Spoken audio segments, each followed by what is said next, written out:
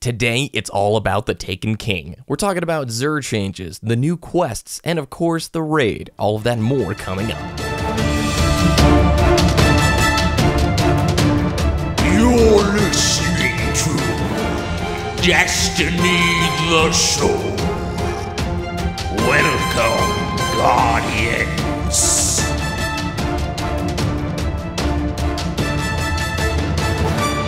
Welcome everybody to Destiny the Show number 63.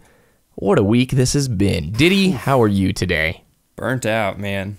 Burnt out? Whoa. Good burnt out or bad burnt out? It's good because, man, this past week I've played Destiny so much, and then the raid on Friday was just exhausting, and all these quests, man. So many quests. Oh my goodness. I don't even know how Bungie did it, but I am excited to be playing Destiny every single day now.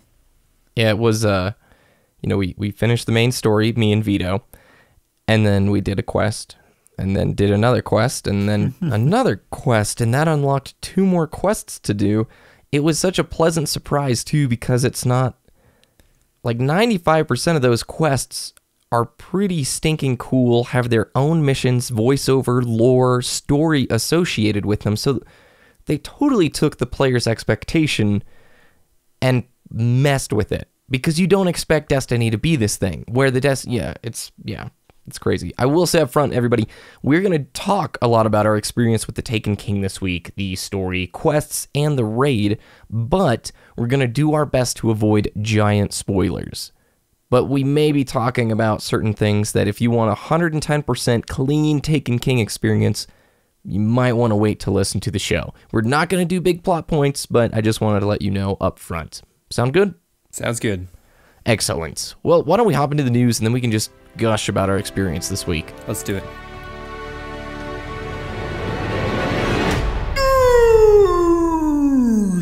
First up, we have some really cool news from our friends over at DestinyTracker.com, and that is the Choose Your Galaxy giveaway, powered by Control Freak. This month, it's all about exploring the farthest and always dangerous reaches of space, with a Destiny and Halo giveaway that should get just about every FPS fan excited. Control Freak, in partnership with Destiny Tracker, Halo Tracker, Triple Rec, and FaZe Campy, are giving away a Destiny the Taken King PlayStation 4 console bundle and a Halo 5 Guardians Xbox One console bundle to 2 lucky grand prize winners. The only question is, which limited edition bundle do you want? Choose wisely, because you can only win one.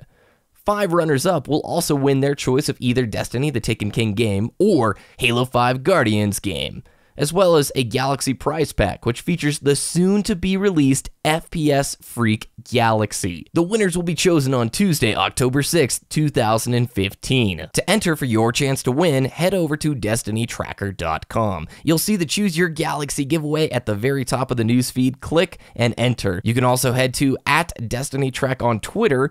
Pinned at the top of their tweet wall is the link for entry. Best of luck, everybody. This is a really cool opportunity powered by Control Freak in partnership with the good folks at DestinyTracker.com, Halo Tracker, Triple Rec, and FaZe Campy.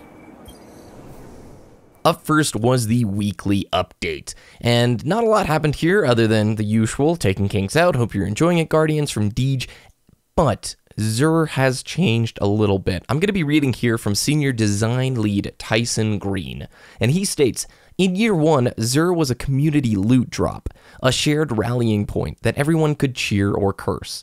In Year 2, Xur's offerings have been changed so that he will select either a specific exotic weapon or an exotic engram for sale every week. This change is due primarily to our desire to give players more direct paths to acquiring the exotics they want through quests or gameplay experiences, and to avoid repetition in his inventory. Too long didn't read. Ditty, what does that mean, and what was Xur selling this week? Xur still has an armor piece for each class. Yep. He also is selling a new thing called a Legacy Engram, which is cool. Which was kind of cool, but that's going to give you a Year 1 exotic weapon.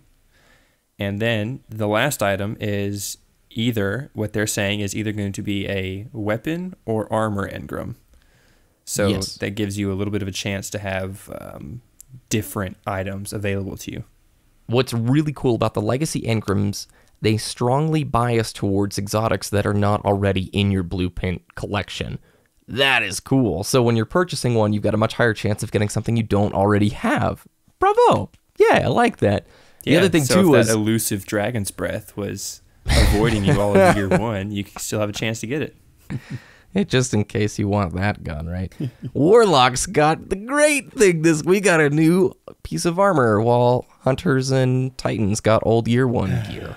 It's okay. I got both Hunter exotics out of my helmet engram this past week. So yeah, I used cool. I think it's Graviton Forfeit. I used that in the raid this past Friday.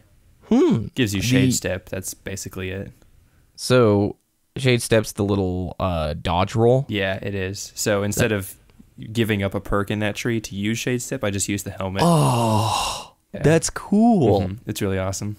Powerful, I would think. The bracers for the Warlock, I can't remember gauntlets as they're called in this game, Dragoon. Gosh. They have little lightning bolts and they look like electric coils. So they're pretty cool. I don't really wear them very much. Yeah, so. Warlock gauntlets are pretty sweet, freaking cool because they glow and they sparkle and it's really awesome. Yes, 3 of Coins. It's a new consumable, Zur sells, and we talked about it in shows previous. The way it works is you spend 7 coins and you get 5 3 of Coins. There's a lot of numbers there. And the 3 of Coins, when activated, give you a higher chance of an exotic engram drop off of the next Ultra you defeat. So these things... All right, well, they're exploitable right now. All right, look, if you're listening to this and it hasn't been hotfixed yet, I'm going to be very surprised. They don't increase your drop chance to something crazy ridiculous, but the farming methods that have come out of 3 of Coins have made it to where this week I got a Monte Carlo Year 2, I got the Zalo Supercell, I got Telesto, I got that cool Hereafter sniper rifle, a Year 2 Obsidian Mind, and a Year 2... Apotheosis Veil. Dang. All from drops of 3 of Coins. All from 3 of Coins drops. Now, the 1 hour method I used to get, I think, 3 or 4 of these was the Scourge of Winter mission farming method, which in a nutshell, Scourge of Winter, it's a Venus mission. You run to the very end of the mission where the boss is. You shoot 4 headshots into the boss, and that gets his health really low, and then you run up next to him with a rocket launcher, shoot him, and shoot the floor so it kills you at the same time. And full-on Ocarina of Time speedrunning style, you die, he dies, the engrams drop on the floor, and the checkpoint is right outside the door. So rinse and repeat, you put on a new 3 of Coins each time you shoot him. And if you do this, I have more house banner glimmer items than I know what to do with. I feel stinking rich every time I visit the Cryptarch. It's like, yeah, I know, I got a lot of house banners. But in an hour, I got 5 exotic engram drops. So there's no way Bungie's going to allow this to continue, man. Yeah, don't the 3 of Coins, they stack too. So you can consume multiple at the same time, and it does increase your chances the more you do that. They say it stacks, but Reddit is against that idea. Every time I've been looking at these threads on Reddit, they're very adamant in saying, just only use 1. Why would you stack more than 1? Yeah, because it's still just going to give you a chance, and it's not a guarantee the more you stack. So I totally agree with that notion. Just use 1 and just keep farming it if it's not hotfix. But I'm pretty sure that by the time this show goes out, they're going to have a hotfix ready. I think Monday. From what I was reading, that Deej has already responded to somebody in the Reddit thread saying this was not the intended usage of it. Now, I will say this for listeners. Using 3 of Coins when you're running strikes is a great thing to do. Absolutely. Like, my chill activity right now is run the level 36 strike, even though I'm light level 293. Ditty, what light level are you? We should have said that at the beginning of the show. I think I can hit... 296? No, I can't hit above 295. I think I can hit 294 if I have the right gear equipped, but I don't... I think, my chest piece, if I use the raid chest piece I got, I can hit 294, but I don't like the roll on it. My blue chest piece is better, so I'm using that now. You got to make that hard infusion choice, man. By the way, we got to talk about that too. Oh, I'm so excited for today's topic. But 3 of Coins, run the level 36 strike, turn the 3 of Coins on before you beat the boss. Another cool tip, the Bond Brothers give you 2 chances. So after you've beaten the first Bond Brother in the second half of the whole experience, put on another one because the other Bond Brother counts as an Ultra. So Pro tip. That Also, totally the Scion makes sense. Flares, That's awesome. they don't count. Oh, It doesn't Scion make Flares sense. don't count. That's No, they don't that's count. really interesting. I don't get that. So, and then you get engrams all you want. Don't forget about the, Ditty, how are people going to raise their light level? I mean, honestly, like, what are some tips for people to do that? Grind strikes or Court of Oryx. Those are the top 2 ways to do it. And you just get tons and tons of engram drops and loot drops from doing those 2 activities. And then once you go back to the Cryptarch, you decrypt one by one. Look at the gear that you just decrypted. If it's higher, then you equip that, because your light level drops are dependent on your current light level. So the higher your current light level is, even though if you're not going to use that gear, you're going to be getting better loot drops. 100%. So if I have a piece of gear, I decrypt it, I immediately look to see if it's higher light level. If it is, I equip it. That way, when I'm decrypting, I'm giving the best chance to get something a little bit higher light level. Yeah. All right. Cool. Yeah. So I have a couple other ways for people to get some higher light, and that comes down to complete the daily heroic mission. That's going to give you 15 legendary marks. That's account-wide. You can't do it on another character on the same day. So complete the daily Crucible playlist. This will also give you 15 marks. It's account-wide. It's one game. It's located next to the daily heroic on the director. Use the Vanguard streak bonus. After 2 or 3 strikes in a row in a playlist without returning to orbit, you get the Vanguard streak buff, which basically gives you a higher chance to receive legendary engrams during your strikes, and it works pretty stinking well. And that's what I've just been doing, man. Sessioning strike playlists, using 3 of coins, getting a ton of engrams, and slowly but surely you work your way up. Dismantle unused year 2 legendaries. If it's an unleveled legendary from year 2, you get 3 legendary marks. If it's leveled, you get 4 to 5. Definitely complete your quest lines, because some of those will give you like 20 marks when you finish up a mission or whatnot. And then at light level 260, something happens. What is that, Ditty? You unlock something. You unlock the Vanguard Heroic Strike playlist. Yeah, I thought we were talking about Heroic Strikes this whole time. I'm done. No worries, yeah, no worries. We're talking about that level 36. That's what we're farming, so we can get to light level 260, and that's when you do the Heroic Strikes. Yes, thank you. Yep, no worries. The I'm first 3 heroic strike playlist strikes you beat give you 10 marks each. So you can get 30 marks in total, but that's on the weekly reset. Get it? Got it? Good? Okay. And then at light level 280, you can run the Nightfall. Ditty, what's changed about the Nightfall for listeners who haven't been following the last few weeks? Well, you can only do it, it's account-wide, right? You only do it once per character, right? Mm-hmm. Yep. Per week. And you don't get that buff anymore. You don't get buff. Increased experience or reputation gain for completing the Nightfall. And if your whole fire team dies, you're not kicked to orbit. Nope.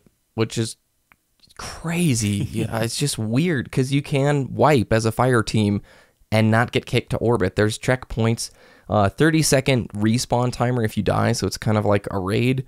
And then the other thing too is running the Nightfall is still important, because it has a really nice drop chance for a sweet piece of gear. The other thing I wanted to mention about it too was you can start the activity below light level 280. I think you can start it as low as 240, but I don't recommend doing that. Absolutely man. not. No way. Yeah. And then, of course, the King's Fall raid is a good way to up your light level a little bit, but you do want to be light level 290 before you go into that place. Yeah, so. Absolutely. It's if you're below 290, or I mean, if you have like even 2 people in your raid team that are below 290, it's not going to work. It's not going to work out, because the raid is just... You need deeps. Yeah, you need the DPS, and you need to deal the damage to defeat these bosses. Totally. One person in your stream had like a 276 light teammate, and they were just saying, we don't have the DPS to do X fight. And I was like, what's the light level of your teammate? He spelled it out. It's like, all right, well, it makes a big difference. And especially once you're above 290, every light point makes a difference. It's a tangible, feelable difference. Oh, yeah, basically. It totally does. Yeah, because I was using a shotgun for the first part of the raid, and then I switched to a sniper rifle, and it dropped me 1 light point, and I was like, I can tell a difference. I can tell. I'm weaker. You can feel it. So King's Fall came out on Friday. The Pineapple Boys, Ditty, and Rippin from Destiny Tracker, you guys were streaming it. You were going through there. It was pretty awesome to see. A ton of viewers. A lot of support for DTS this week. How was the raid? Who beat it first, by the way? Who got world first? Just give me a quick breakdown. World first was King Gathalion and Professor Broman's team. I forget who else. I think T-Rex, somebody else, and somebody else, and somebody else. Gunny, Cheriona, and Rebel Eyes. There we go. That was the fire team that defeated Oryx for the first time. It was like 7 hours later, by the way. Yeah, this raid is longer. It is bigger than Vault of Glass. There is so many different mechanics that we had to learn for all these different boss fights. And yeah, so the Pineapple Boys, Rippin and I, we were in the front runners. You know, we weren't as fast as Gathalion's team, but we were right behind them in terms of our progression through the raid.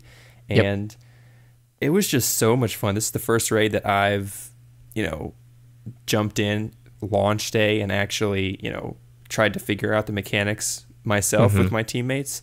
And just that experience is amazing, overwhelming and amazing. And I'm really glad I did it. Challenging, requires incredible communication because the fights aren't mapped out. You have to experiment, Yeah, you have to go into the room. Okay, this is a boss. Let's figure out there's something over here that we have to activate. Maybe let's see what it does. Let's see how many times we can activate it before it goes away. Or let's see what happens if we activate it and then fight the boss. It's like there's so much trial and error that, oh my gosh. If you guys didn't watch the stream, I don't know. Can I say this? This might be a spoiler. But the second boss, it took us 4 hours to beat him. Okay, yeah, you can definitely talk about the different bosses. Like, we're not going to give away the specifics, obviously, but people know about Golgoroth, like, at this point in time. And if they didn't, I gave them a warning at the beginning, so... Yeah, okay, so let's not get to Golgoroth first. So, the first boss is the War Priest, right? And you just enter this room, it's like his temple, right? And you just figure out that you can't harm him. You have to trigger something in the room in a specific order, and then it's like, then you can fight him. And it's like, that's the fight that a lot of people in our stream were like, we can't beat him because we can't do enough damage in time. Yep. And it's like, yeah, you need that light level 290 to be able to dish out the damage so that you can progress to the next level. So War Priest took us about 45 minutes to do for the first time. After that, you immediately go into Golgoroth, the second boss. You can immediately go into his room. And, oh my god, Golgoroth literally has like 20 million health. It's stupid. He is a true tank, you guys. A true tank. And that fight, if you don't know your teammates, if your teammates don't communicate, say you're playing with somebody who's eating dinner, right? And they only have one hand on the controller half the fight, you're not going to do the fight. You're not going to win because there's so much coordination and communication that needs to happen in that fight. That's just like, oh man, if one person dies, it's like you literally lose a quarter of your damage against the boss. And if you don't deal enough damage in time, it's just not going to happen. And it only gets more execution, because I watched Gathalion. I was watching a lot of it. I was at work, so I used my breaks, of course. I have to hop on my break and see how the progress was going. The execution required for this raid for many different parts, and after Golgoroth, it also requires exceptional amounts of execution. I don't see this raid being puggable. Now, I remember when Crota Zen first came out, people were saying this is really hard, but this is a different level of difficulty in terms of the coordinated execution requirement from you doing things in unison with your teammate or in coordination with them, because I just do not see this raid being a very common puggable raid. Pug stands for pickup group, by the way, guys. So, just crazy. You mentioned that you go right from the War Priest to Golgoroth. I want to say that getting to and from the different, what would you call them, bosses within the raid, pretty cool stuff. Very cool stuff. And that's the things that I don't really want to spoil. So yeah, and it was like, there's a good hour, I want to say, of stuff to do before the War Priest. So it's like, there's a bunch of stuff you have to do to get to the first boss. So like, we thought when we did the first part of the raid to actually enter the raid, right? Just like with Crota Zen, you have to stand on that plate to get the bridge. Something similar like that. You have to build up the the excitement, right? And it's like when we finished that, we were like, okay, that was the easy part. Now we have to get to the hard part. And then after we beat that next hard part, we're like, okay, that was the easy part. Now we have to get to the next hard part. And there was something I wanted to say. I don't remember. Oh, so the Golgoroth fight, it took us 4 hours to complete. Mm-hmm. Our finishing run, the Golgoroth fight, took us 8.5 minutes. Put that into perspective. Like, the Golgoroth fight should only take you around 10 minutes, okay? But it took us 4 hours to figure it out and coordinate our team to actually do it. And that's just like, oh, man. Even the world first team, it took them over 2 hours to complete the fight. So it was, and other teams, Planet Destiny, Dotto, those guys, Golgoroth was a huge difficulty point for a lot of groups. So it's cool getting to watch. I want to hop into our topic, dude. Salvaged relic data is now decrypted. Not of consequence. Evening, Guardian. Earn your honor, Guardian. Titan survey data requested by Vanguard. So today we're talking about our Taken King story reaction, quest reaction, the whole shebang this last week. No spoilers, of course, but let's start with the story. For me personally, I thought the story missions were a step above. They are larger, they are longer, they play with the player's expectations, and they mess with your expectations because they know and realize some of the shortcomings from year one Destiny missions, right? And so there'll be points where they take the player's intentions or what you believe is going to happen and turn it on its head. And when they do this, they do it also in the gameplay, but again in the dialogue, making fun of certain things that longtime fans will know. The door, there's a little vault joke from Cade 6 early on that, Ditty, did you pick up on that? I don't think I did. Okay, we'll talk about it in the after show because I don't want to spoil it. But it was great. Visually, this is a step above. And I don't want to sound rude when I say this, but I really feel like the Taken King is Bungie's A team. And Dark Below and House of Wolves in contrast, and I know they were still learning about the game, but they feel so drastically different in terms of quality that it does feel like the Taken King is a new game. I feel like this is definitely worth $60, not just $40. $40 for the people who obviously have all the year one content, but Ditty, initial impressions? Absolutely. This is a true expansion, right? People are still calling the Taken King DLC, and I don't like that word because the Dark Below and House of Wolves, they had a lot less content. I think those can be classified as DLC packs. You know, they were cheaper, less content. The Taken King for $40 for the base game. Oh my God, there's so much to do. There is. It's the weirdest inverse because that's never been the case in Destiny, right? Yeah. Previous vanilla comes out, it's like, where's the content? And now I'm swimming in it. I can't see the top. Yeah, there are obviously more story missions. And remember that article that came out before the Taken King launched, and it said there's more story in the first 30 minutes than there was in the entire year one Destiny experience. Absolutely true. Absolutely 100%. true. I think, and characters. Yeah, there's more character depth. There's more interaction. It's like, as a player, the dialogue and the cinematics and the storytelling just made me feel like I mattered in the universe. And the characters I'm playing with, or people who are directing me, quest givers, Cade 6, Zavala, Ikora, all those people in the tower, it made me care more about them. You know, it's like what they're telling me to do carries more weight because I know how they think now. You know, I know their emotions and attitudes towards different things that they're giving me. Totally. Sorry, I was typing in Zoe from Firefly. I can't remember her voice actress name, but I never knew that was Ikora Ray. So not only do you have Nathan Fillion voicing Cade 6, you have Gina Torres, if I said that right, who's voicing Ikora Ray. It's so crazy that, like, these characters have been here the whole time. I knew Nathan Fillion was Cade 6, but just going through it, I think you said right, you care about those characters. You do feel like you make an impact on the world. The dialogue of the people in the tower actually changed, by the way, later in the story.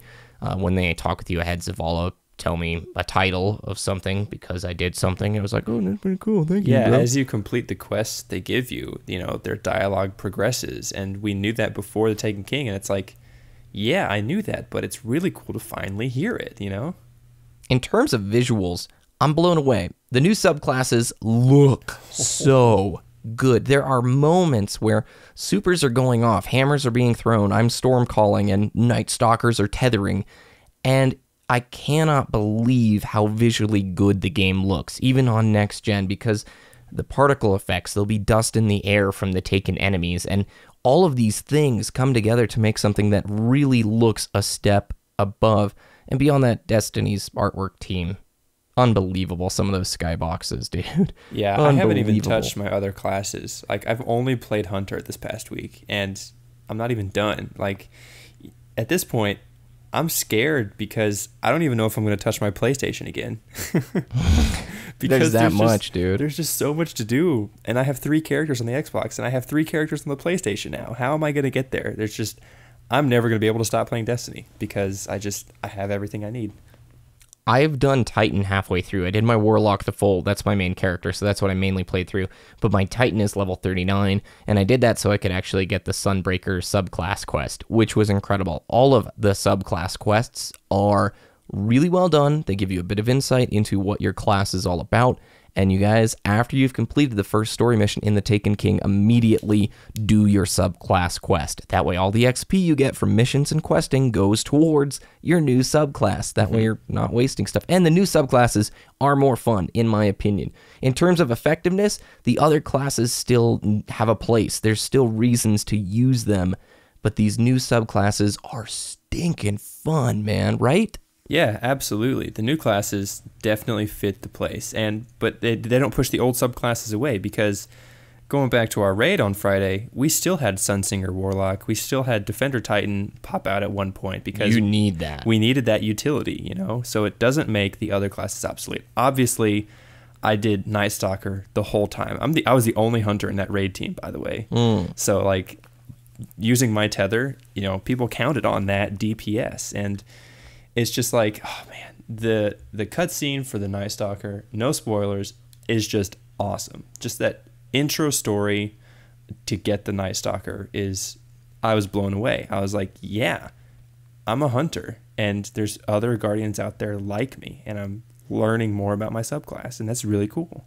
They remedied almost all of the complaints that I had from year one, and it was one of those clicking things where they get it. That's what I kept saying to me. It's like, they're getting it. They're getting it. And then the story concludes, and you're like, that was good. That was a good Destiny story. I liked that. That was really fun. Those missions were great. You always want more because you're a Destiny fan. Oh, and then you go to the tower, and you get some quests, and you complete those quests, and then you get more quests. And I'm just letting you know, I won't tell you how many hours or mileage you're going to get out of a single character, but it's a lot. And it is a lot more than what you expect. And the quests are not BS half-effort things. They have voiceover. They have characters. They bring a lot of lore and cool elements into the game that it's just the story continues. Even though the main story's done, it continues on further. I only have complaints with a couple of the quests, and those have to do with mainly public event kind of things, and I won't spoil that stuff. Ditty obviously knows what I'm talking about, and those ones still feel like a little bit of a weak point. That's almost the only critique that I could find out of it. This week I spent more time on PvE than I probably ever have in a single week in regards to Destiny, because there's just so much of it. I would consider myself mainly a PvP player, and I just don't see myself in that situation as much right now. Down the road, definitely. I love the new maps. I like all that stuff. But the PvP preview event, let us get that out of our system. I do have an interesting question, Ditty. I think the old PvP gear, the stuff that you had that was dominant, as long as it's normalized Crucible, not Iron Banner, not Trials, I still think my Messenger, Matador, and Ash Factory stand amongst the top end of PvP weaponry. I've yet to bump into the next great PvP weapon in the Taken King. And granted, it's only been a week, but did you feel similarly? I'll be honest, I didn't touch the Crucible this past week. Yeah. I played maybe a single game to get that legendary marks for more infusion. But the Crucible event for the previous week, I'm going to absolutely agree with that statement because year one normalized Crucible top dog weapons are still there. And I don't think we're going to find another top dog until the next Iron Banner. Trials, not so much, because obviously Trials is level advantages are turned on. Yeah. But it's not a fast enough game type for something to stand out. And I think nothing's going to stand out until we see the next Iron Banner. And we don't know when the next Trials is actually going to be, when Trials of Osiris is returning. I would imagine it's going to be probably this week. But if it's not, I'm not going to, lose it. And additionally, there's so much good PvE content right now to just go through that PvP is just not my focus at the time being. What did you think about quests, and did anything stand out? You're the one who's been into the raid, who's been through almost all of the raid, and I'd just love to hear your experience in relation to Vault of Glass and Crota's End. How do you feel King's Fall stands up to it? Well, let's do the quests first. I think here's just a tiny little tip, and it's totally spoiler free. There is a certain quest line that you should do before you do the raid. Yes. Because there is a raid quest line. So, in addition to the raid loot, you get raid quest line loot rewards. So, I'll leave that for you guys to figure out. But I can give them the name of the quest they should complete before it to get the quest you're talking about. You think? Yeah, I think that's a good idea. So Blighted Worlds, that quest needs to be completed in order to receive the quest that Ditty is talking about. I thought it was the Taken War on each planet. That has to be done too, but that also has to be satisfied before the Blighted Worlds. Ah, okay. That's true. Yeah, I didn't get Blighted Worlds until I did the Taken War planets. That's good. Yep. Okay. Well, there you go. Do that, and you get extra loot. Sweet. I think all the quests. So we talk about there's more quests, right? There's class-specific quests. There's Vanguard quests. There's quests and quests and quests. Just, it blows my mind that, like, the sword, just getting the sword, it matters because there's a quest line and there's lore behind it. And it's like, it's just a weapon, but I care more about it because I've learned about the weapon. I've invested time to earn it. I've invested time to make it more powerful, and that matters in terms of its lore. That's really, really cool. It's something special, and yeah, I don't know. It's hard for me to explain because, no, I'll give spoilers away. I'm not doing it. Keep going. So changing pace to the raid and how it compares to Vault of Glass and Crota's End. At this point, Crota's End feels like a strike to me because it's so short and easy. Yeah. But Vault of Glass still has those mechanics that require communication, but it's been out for so long that people can turn on Vault of Glass and just autopilot through it, you know? Yeah. Everybody, well, I say everybody, but everybody I play the raid with, they know exactly what their role is whenever they jump in with Vault of Glass. They know exactly how to do every single part of that raid, and they can just do it in under an hour. That's totally understandable.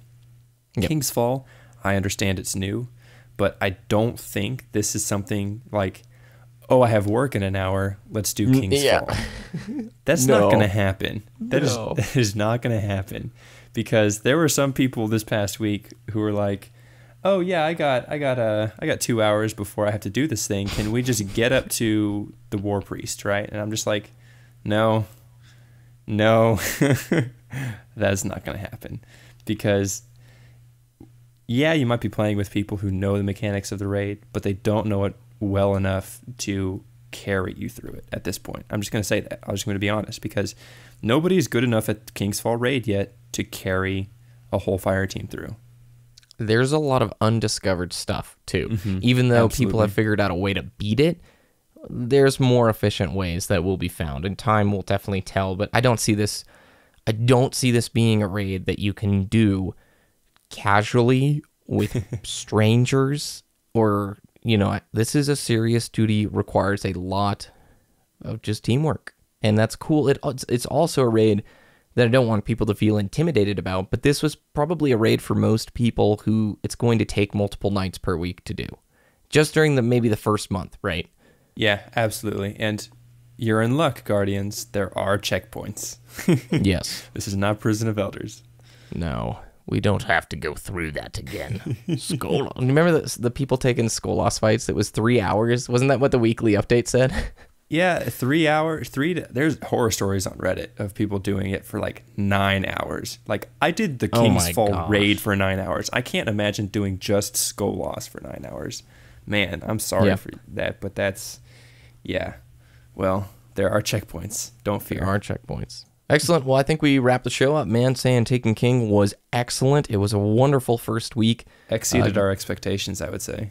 Totally. I want to say a huge thank you to all the listeners, the people who support DTS, those who were out at the stream this week, those who donated to the stream, dude. It was insane, and we really appreciate all the support. We love what we get to do here at Destiny the Show, and we're just going to try and continue on as Destiny just took a huge leap in a big positive direction, which is great. So, Ditty, where can people find your content? Twitter.com/DittyDTS, DITTY and I've posted some of our final raid fights, the final fights for the bosses on youtube.com/Wooshness, WOOOSHNESS. Remember to go to DestinyTheShow.com for all the links from today's show and more. There you will also find a link to the Choose Your Galaxy giveaway that's being brought to you by Control Freak in partnership with Destiny Tracker, Halo Tracker, Triple Rec, and FaZe Campy. Tweet us at Destiny the Show. You can follow me at BBKDRAGOON or youtube.com/BBKDRAGOON. Shameless self-promotion. I'm making a bunch of Taken King tip and guide videos right now over there. Thanks, everybody, for your support. Have an excellent week. Good luck beating Oryx, and we'll talk with you next time.